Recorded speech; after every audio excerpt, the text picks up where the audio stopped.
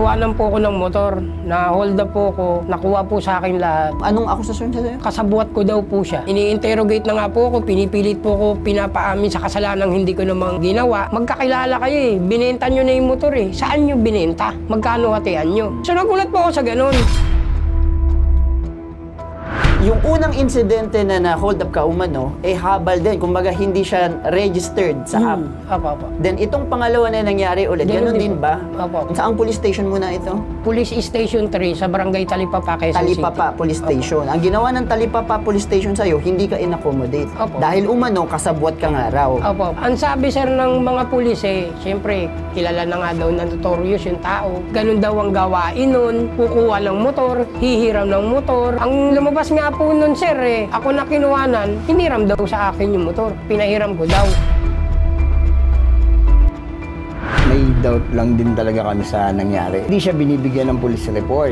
So kung ako naman kasi yung nasa side niya bilang biktima, ba't hindi ako ng alarma sa lugar kung saan ako hinold up? Pumingi kagad ako ng saklolo. Mag-iskandalo na kagad ako. Yung kagad yung intact ng paghingi ng tulong. So, wala kang initiative. Natulungan yung sarili mo, natulungan mo kami para mahabol natin yung motor. Yun yung inaantay ko. Kaya lalo kong nagkakaroon ng yung duda ko, lalong tumataas. Lumapit po ako sa Bitag para po ireklamo ang Police Station 3 ng Barangay Talipapa, Quezon City. Dahil hindi po ako binigyan ng police report. Kasi po nito pong April 17, ako po ay isang angkas rider. Ako po ay na-hold up ng aking pasahero sa may Barangay Tandang Sora po, Quezon City. Pumunta po ako noon sa Barangay Tandang Sora, Quezon City para po mag-report at binigyan din po nila ako ng mga CCTV copies. Tapos ipinoward ko po sa Police Station 3 ng Barangay Talipapa, Quezon City. Tapos hindi po nila ako binigyan ng police report. Kasi bago pa po yun, na-hold up na rin po ako ng parehas na kaso pero iba po naman yun yung nang-hold up sa akin nung nauna. Yung nauna pong nang-hold up sa akin ay nahuli na po sa marami daw po kasing kaso, patong-patong na kaso yung taong yun. Tapos, kaya po nila siguro ko hindi binigyan nitong police report. Kasi po nung nauna po, hindi rin po nila ako binigyan ng police report. Ang sabi daw po kasi nila, kakilala ko daw po o kaibigan at modus ko daw po yung ginagawa ko. Una pong nakuha sa akin, motorsiklo po, cellphone po at mahalagang gamit, saka po mga ID. Dito pong pangalawa, ganun din po. Sir Carl Tulfo, sana po matulungan niyo po ako sa problema kong ito. Maraming salamat. Sir, nung April 17 po, sir, kahabaan po ng Barangay Tandang Sora, sa may tapat po ng car wash, may nakatayo pong isang pasahero at pinahara ko. Tapos nakiusap po na baka po pwedeng magpatid. So, yun naman sir, pinaunlakan ko naman po. Sabi niya, doon lang sa may Montalban, Rizal. Bumiyahe po kami sir pa Montalban, Rizal. Siyempre, sinusundan ko yung mapa pero hindi niya po pinapasunod yung mapa sa akin. So, pinapaliko-liko lang din ako. Pero, ang 100 lang po talaga, malapit lang po talaga siya sa may palengke. And then po, nung pababa na po siya, sabi niya dito na lang. Tapos side stand ko po yung motor. Meron po kasi siyang bag sa harapan niya. Tapos nilagay niya po dun sa may harap nung motor ko. Tapos syempre sir, tendency nun sir, aantayin mo siya. So ang naisip ko nga sir, kahit hindi na muna ako bayaran, iwanan ko na lang. Iwanan ko na lang siguro siya kasi sobrang layo Tapos nag-request siya siguro ng balikan kasi nga iniwan niya nga po yung bag niya. And then sir, wala pa po sir 1 minute, bigla po siya kagad lumabas. And then sir, pagkalabas niya po, sabi niya, sige tara, balik na tayo. Sabi ko sa kanya, pasaan sir? Pabalik po ng Tandang Sora. Doon sa Tandang Sora kung saan mo ko kuha. Then sir, sinakay ko po ulit siya, biyahe pa po kaming pabalik na po, Tandang Sora. So sir, lumampas po kami sir ng Tandang Sora sir, kung saan ko po siya nakitang nakatayo, pinick up. Then sabi niya, sige diretso ko pa. Sa unahan sir ng sa may St. Vincent Parish Church, meron po doon sir daanan sa likod ng St. Dominic 6. So doon po kami sir, pinapasok niya po ako. Sabi niya, sige, diretso. Tapos, tumukod na po siya sa akin ng ganon. Tapos sabi niya sa akin, teka lang, andyan yung daddy niya. Ewan ko sir kung sino yung inaano niya. Dumiretso na po kami ng konti. Pinapasok niya ako. Nagtataka ako para sir, pumasok po sa isip ko, parang wala siyang drop-off dito. Bakit ka pumayag sa ganung klaseng estilo na kung saan pinapara ka lang ng pasahero and then hindi man lang ito nakalagay sa booking? Yan ang una kong tanong sa iyo. Kakilala mo yung pasahero noong Nobyembre? Opo sir, mananakay na po talaga yun. Gawa lang po sir, nakilala ko yun. Gawa gawa lang po sir sa mga rider din, saka sa mga, hindi lang po kasi ako doon nag-aabang ng pasahero. Meron din po kaming mga ibang kasamang halimbawa, Angkas, Joyride, Move It, mga ganun po sir na nag-aabang. So, kayong mga rider na kasamahan mo doon, hindi lang kayo nagre-rely sa app? Kumukuha din kayo ng pasahero outside doon sa booking? Opo sir, inaamin naman po na. Bakit mo ginagawa to? Gawa lang din po ng pakiusap. Saka, syempre sir, yung ibang pasahero kasi sir, napaka-arte talaga. Hindi rin marunong gumamit ng apps. Kahit pigilin mo, hindi na siya sasakay. Hindi, pero hindi naman kasi yun, ano pang dahilan sir kung bakit pa tayo nag-register sa mga apps na yan kung hindi nyo naman din gagamitin at susundin. Pabalikan kita, bakit ka may amo? Siya may-ari ng motor mo. Opo sir. So, dahil siya may-ari ng motor mo, di ba dapat gagamitin mo yung motor for the purpose na para pakitain yung sarili mo at pakitain siya? Opo, tama. Nagkaroon ka ng pasahero na sinakay mo, hindi mo kilala, walang record sa app, hinold up ka. So anong pinangahawakan mo ngayon para habulin yung sinasabi ng hold up sa'yo? Di ba wala? Ngayon, pumunta ka ba doon sa police station para i-kwento ang inyong storya? Opo sir, nag-report po ako. April 17 din sir, nitong Noong araw. Nobyembre ba din, nagsabi ka din sa police Opo sir, station? opo. Dumiretso din po ako dun sir. So 2 beses ka humingi ng sinasabing police report. Opo, opo. Anong sinabi ng police nun? Pagkapasok ko doon po sir, sinabi niya, ano irereklamo mo? Kukuha po ako ng police report. Bakit? Ano nangyari? Nakakuha lang po ako ng motor, na hold up po ako, nakuha po sa akin lahat. Sabi po ng police station, saan ka na Sa Sauyo. Sino yung hold up sa'yo? Yung yung medyo matangkad po doon po yung anong pangalan? Ito ba? Pinakita. Opo, yan po. Si Ramin, si Majin po. So, ang tendency po nun sir, syempre nagulat ako, hindi ko naman din alam. Kilala po siya ng mga pulis, pati mga barangay na loko daw po talaga yung marami pong kaso. Yun po, pagkatapos po nun, ano nangyari ba? Sir, kinuha po sa akin yung motor. Hindi, pinahiram mo. Yun po yung sinabi. So, syempre, police station, officer. So okay, sir, yung inilapit nyo sa amin dito para lang may issuehan ka ng sinasabing police report Opo. para doon sa simple mong pag-file Opo. ng kahit papano na kaso laban doon sa tao na nang hold up sa'yo. Opo. Tama ba? Opo. So now, nagkaroon ng judgment, hindi ka binigyan ng police report. Hindi po. Ano ka? Anong akusasyon siya sa'yo? Ano daw po, kasabuat ko daw po siya. Kasabwat. Opo. Oo. So, yun yung akusasyon sa'yo. So, ang ginawa ng police station, saang police station muna ito? Police Station 3 sa Barangay Talipapa, Quezon City. Talipapa Police Station. Ang ginawa ng Talipapa Police Station sa'yo, hindi ka in-accommodate. Opo. Dahil umano, kasabwat ka nga raw. Opo, opo. Hinihingan ka ba ng ebidensya para patunayan na talagang hindi ka kasabwat? Hinihingi niya po yung kopya ko sa motor, saka yun sa angkas. Ang pagkakamali ko dun, sir, yung mga binigay po sa akin noon, nakalagay po, sir, mismo dun sa motor. Kaya nasama po.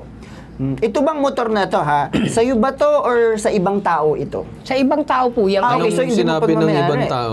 Sa company po mismo talaga ni Angkas, sa Motorento po.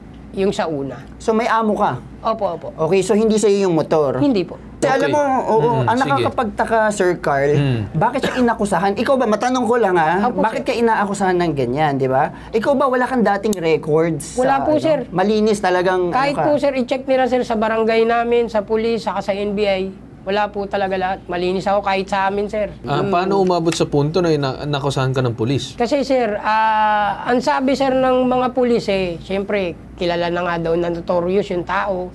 Ganun daw ang gawain nun. Kukuha ng motor, hihiram ng motor. Ang lumabas nga po nun, sir, ako na kinuhanan, ang lumabas po nun, hiniram daw sa akin yung motor. Pinahiram ko daw. So, syempre, sir, bilang officer sila, simpleng tao lang ako. Hindi Ano yun, nag-assume sila? Nag-assume yung mga Opo, pulis? parang ganun po talaga lumalabas. Sagutin mo ng diretso, ikaw ba kasabwat o hindi? Ito, para magkaalaman Hindi na tayo po, dito. sir. At actually, nandito ngayon sa studio rin natin, yung co-owner ng motorsiklo na ninakaw umano. So siguro, Sir Carl, hingan din natin siya ng panig kung ano yung masasabi niya dito sa statement. So itong si owner, sabi yung una o pangalawa? Itong pangalawa kasama po. siya, yung pangalawa. Itong April 17 na kinikwento mo, yung sa Talipapa, di ba? Apo, apo. Okay, siguro kausapin natin. Nandito ngayon sa studio, yung co-owner ng motorsiklo na nawawala na si Sir Marvin. Magandang umaga po sa inyo. Magandang umaga po, sir. Regarding po dun sa incident, may doubt lang din talaga kami sa nangyari. Hindi siya binibigyan ng police report. So kung ako naman kasi yung nasa side niya bilang biktima, ba't hindi ako ng alarma sa lugar kung saan ako hinold up? Oo. Pagtalikod ng hold upper sa akin, It's either i-grab ko siya, kung may baril siya, kung may patalim siya, humingi kagad ako ng saklolo. Mag-iskandalo na kagad ako. Yung kagad yung intact ng paghingi ng tulong. Pwede niyang balikan kasi alam niya yung lugar na pinuntahan ng suspect. Yun yung magiging susi para ma-trace kung nasan yung Correct. yung Yes, suspect. Pwede niyang pwede niyang sabihin sa police station na, sir, tulungan niyo naman po ako kasi alam ko yung pinagatiran ko sa kanya. Baka pwedeng masundan natin doon, ayun yung maging susi para maituro kung nasaan siya. Okay. Ang inaantay lang naman namin dito is yung sabihin niya sa amin na, puntahan po natin, tulungan niyo po ako. Kaso, hindi ko kasi nakita yung initiative Yes. na gawin yon. Ang reason niya is wala lang siyang pamasahe para balikan yung tao o yung pinuntahan sa Montalban. Doon lang. And then, kinabukasan, nung syempre alam na namin yung nangyari, na-report na sa akin, tinawag ko na yung mga kasamahan ko, pinuntahan namin yung QCPD Station 3. Yeah. Okay. Pagdating doon, nagtanong agad ako kung may nag-report ba dito ng na-hold up and then nakahanap. Kung kailan daw nangyari, sabi ko, eto po yung tao kasi, ito yung na-involve. Nagtayuan yung dalawang pulis, tas nagsunyasan. Sabi ko, bakit kaya kailangan pang lumayo? Nandito naman ako . Ako na yung pinakang representative. Tinawag po ako sa loob ng opisina. Okay. Ang tanong sa akin is, kilala mo ba yan? Sinong yan? Yung rider mo? Yung rider ko, kilala mo ba yan? Yes po, kasamahan ko kasi yan sa angkas . Oo. May dating issue yan dito about sa ganyan na namang incident. What do you mean by dating issue? May record na siya noon? Opo. Sabi ko, kilala ko yan. Pero yung record niya, nalaman ko lang yun, nabigyan o narilisan ko na siya ng motor. Sabi ko, kasi sir, bago yung unit sa kanya. Yung unit is 1 month old and then voluntary surrendered yung unit sa amin. Ang mangyari, siya yung kumuha.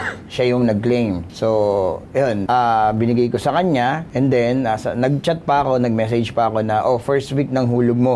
Oo, first week ng hulog niya. Hinahabol niya raw yung pambayad. And then, ang ending, yun na. Hindi ko na siya makontak. Nangyari to nung kinontak ako April 18 ng madaling araw na. So, hindi ko rin alam. Wala namang report na tinawag niya lang niya ako. Parang nag-chat lang siya. Nagparamdam lang, yun lang. Walang report na kung ano. Kung hindi ko, nung kinabukasan ko na nalaman. So ano ang nangyari sa pagitan ng 5 p.m. hanggang sa madaling araw? Yes. Bakit hindi siya nag-report? Yes, ayun din yung inaano ko. Sir, kasi nandun po ko sa police station, so hinuhold po nila ako doon for interrogation. So pagkatapos ng insidente, dumiretso ka kagad ng police station? Opo, para syempre po sir, meron na po akong report ng barangay. Tapos dala po ko po yung papel ng motor, yung mga papers. Then pumunta po ako ng... Sinubukan mo ba sabihan yung police na, sir, pwede ba makiusap? Matawagan ko lang siguro ang aking amo? Sir, ang sinasabi nila sa akin lagi na, hindi, mamaya na yan. Tapos sinabi niya, yung unang gumawa sa inyo sinabi niya po nahuli na Kumanta na sa akin, magkakilala daw kayo Binenta niyo daw, saan niyo binenta? So nagulat po ako sa ganun. Kaya hinuhold po nila ako. Paulit-ulit po yung interrogation ng pulis sa akin na ganun. So syempre... So sa tingin mo, bakit kayo interrogate ng ganun? Sinabi nga nila daw, na may sinabi itong hinuli na magkakilala daw kayo? Opo, magkakilala nga daw po kami. Kakilala mo ba? Hindi sir, pasahero nga lang po. Bilang isang pasahero, kakilala bilang isang pasahero. Pero kung kaibigan, tropa, malabo po mangyari yun. Dahil hindi ko nga po kilala siya, gaano at yung background niya, dahil mananakay lang naman po talaga siya. Dahil nag-book ka sa isang bagay na hindi under ng app, Opo. ikaw ay naghabal-habal, ikaw ay nag-pick up ng pasahero sa gilid ng kalsada. Opo. And then ngayon, nagkakandawalaan yung mga motor, and then hinold up ka daw.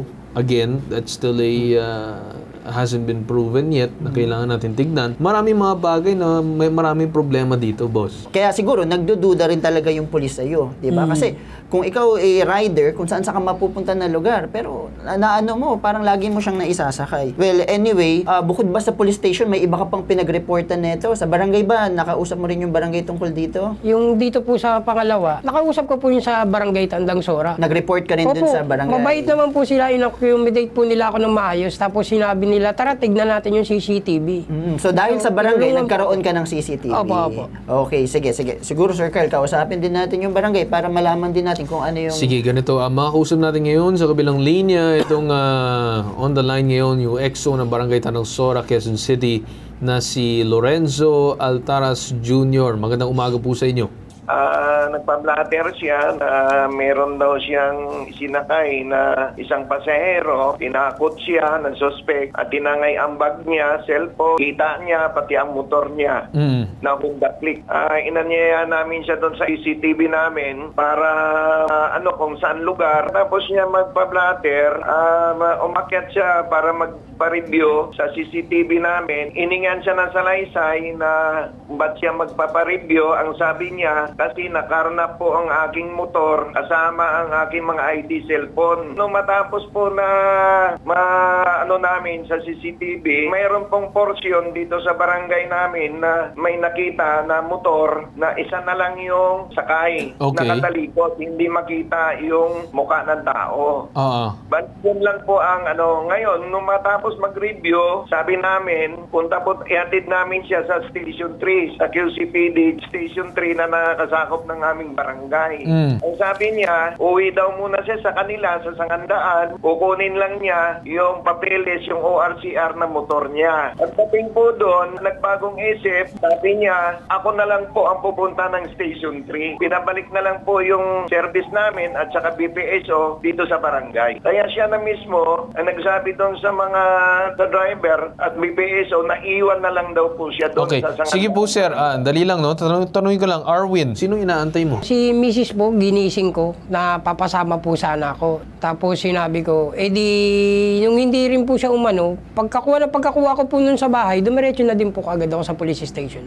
Bakit hindi mo nalang inantay yung mga BPSO? Nakakahiya sir kasi time na po yun sir, may lamay po doon sa amin, hindi po makakapasok yung Hindi mo pa rin dala yung requirements na ORCR? Dala na po. Dala mo na? Opo, Nasa galing na yung po ako sa bahay. ORCR? Opo. So, okay. Pinakita ko po doon sa barangay, sa police station. Yung nag-iimbestiga nga po sa akin. Di pagka bigay ko po, sinabi niya, patingin niya, sige, dito lang muna. Sabi ko, sir, pwede po makuha. Hindi, bibigay ko sa yan. Dito lang muna nga.